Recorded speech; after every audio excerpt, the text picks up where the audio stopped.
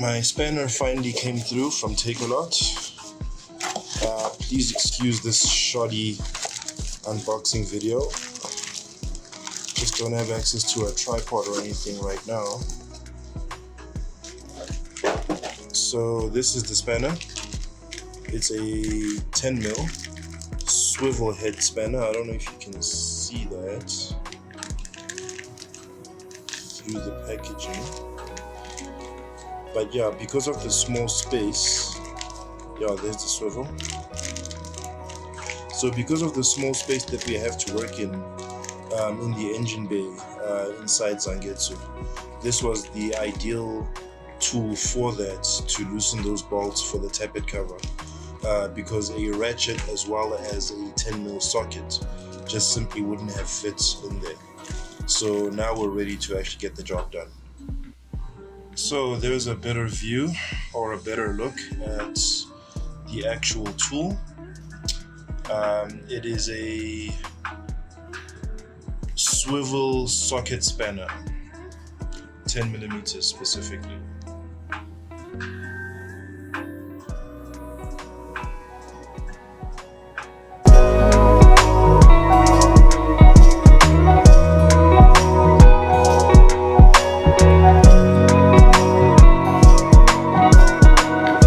What's going on, boys and girls, and welcome back to Project Zangetsu.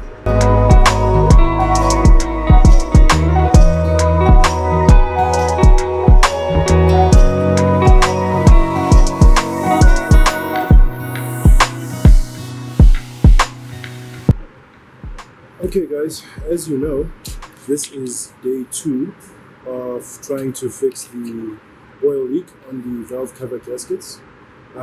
So the thing that has delayed the progress is that I was waiting for this tool from Takealot, because for some reason the lead times were like extra long. Initially when I started the purchase, they had said they don't have stock. So yeah, it was a big delay. I do apologize for that. I was hoping for part 2 to come a lot sooner than this, following the previous part of the video, but it is what it is. I do apologize, but we do the best we can with our suppliers. So in the meantime, while I was waiting, I actually went and bought my own from a spares shop that I thought maybe might also do the same trick, because it's got an offset angle here that will allow me to get into those hard to reach places in the EJ205. So I guess now I've got 2 of those tools. But yeah, let's get to work. Oh yeah, and here are the valve cover gaskets themselves. So these are the tappet cover gaskets themselves. Bought them OEM from Subaru in Edenvale. Shout out to William from the parts department for helping us out with that. But yeah, oh yeah, there's a Subaru logo. So this is the gasket for the valve cover itself. Like this is, one of them is for the driver's side, one of them is for the passenger side, and these are the O-rings or the seal kits for the spark plugs themselves. So yeah, we're just about to take off that rocker cover or the valve cover using one of these 10s, and then we'll get to work from there. I probably first need to drain whatever oil is left from the sump, just to make sure that in the short time that the engine was on, if there was any metal shavings or anything that got dislodged from the engine, we need to let them drain out with the rest of the oil that might still be left in there, just to make sure that they're not still in the engine, that they can possibly get lodged in between the other parts later on as the engine turns. So we just need to make sure that that's sorted out. So to take care of that, we do already have new oil as well as an engine filter in there. This is just a light that I bought because I needed one for whenever I have to work on the car at night, or if I need extra light in the engine bay. Nothing serious, just an extra light to have for a car. Okay, just breaking in the new tool by removing the intake duct so that we've got room to move around while we work. I've actually already done some of the work I've already removed the airbox from just behind the intake duct over here. So I'm just removing the duct itself just to guarantee that I've got extra space. So down there is where our problem is. If you look specifically down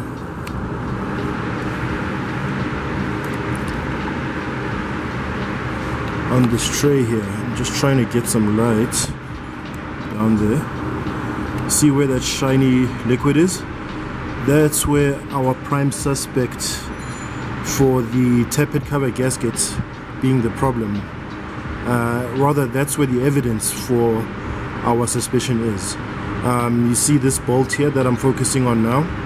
That's basically the bottom bolt for the tapered cover that we're going to now unloose, along with 7 more of them, because there's 8 in total, to remove the rocker cover.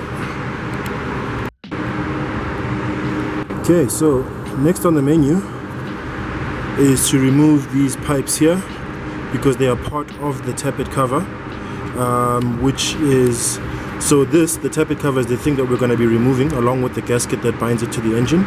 So we just need to loosen these 2 clamps here and take these pipes off so that we can remove the tapered cover. Okay, so there are our 2 coil packs removed. Now, as you can see, a lot of it is dry now, but if you look closely, you can see that there's a lot of caking around these from residue oil, especially if you look at this connector thing here for the plug. You can see that oil has been sort of like spilling around these coil packs for a while now, especially if you look at this one. You know, it's more clearly noticeable on this one. So yeah, it makes me a little bit more confident that our issue is definitely that tapered cover gasket. So as you can see there, both coil packs have both been removed. I might remove the spark plugs as well, since we've got so much access, but we'll see. Okay, about to loosen. Yeah, we got the son bitch. There you go.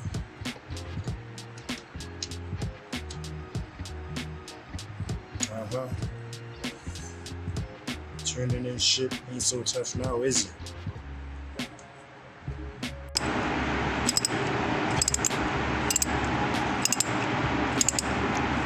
And there is bolt number 2.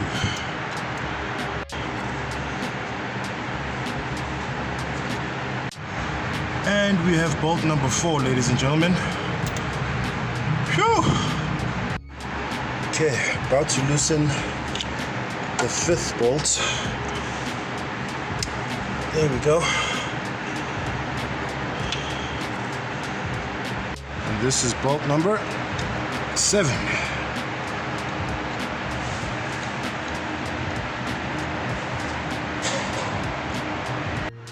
And there is number 6, or 7 actually. Okay guys, that's going to be it for today's video. I am losing power on all of my devices for recording, and I no longer have light from my shop light. So we're going to call it a day at this point in the video. I was also starting to get tired because the bottom bolts on that tapered cover, I don't have a ratchet for because I can't fit it in there. So it takes a long time to turn those bolts, and my old back is struggling to keep up with the stress of having to be in that position for such a long time. So I reckon we've made some decent progress in today's video. We've taken out the 2 coil packs. We might take out the spark plugs as well. We've loosened all of the bolts. We've completely removed 7 of them. We've just got the last one remaining, but because I can't record anymore, I'm gonna use this as an excuse to stop now, and then we'll continue the rest later. So we'll call this part 2 of the valve cover oil leak repair, and then I'll see you guys in the next video. So I hope you guys enjoyed it. I hope you guys found some educational benefit or value from this video. And if you did enjoy it, please click on the thumbs up icon to leave us a like. And if you'd like to see more from Project Zangetsu, please go ahead and click subscribe, and be sure to hit the bell icon so that you are notified each and every time I drop new content on this here channel. Yo guys, I'm so tired, I can't even talk. But that's it for me. I have been Zoretu Mahlangu, and thank you so much for hanging out. As usual, people, take care of each other, stay awesome, and keep the dream alive.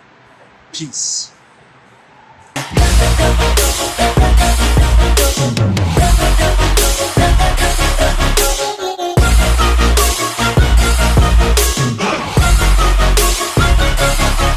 Grateful, oh yeah, able, oh yeah, I'm stable, oh yeah, no label, oh yeah, you know me, I have only a path, I'm lonely, but damn, I'm going to win.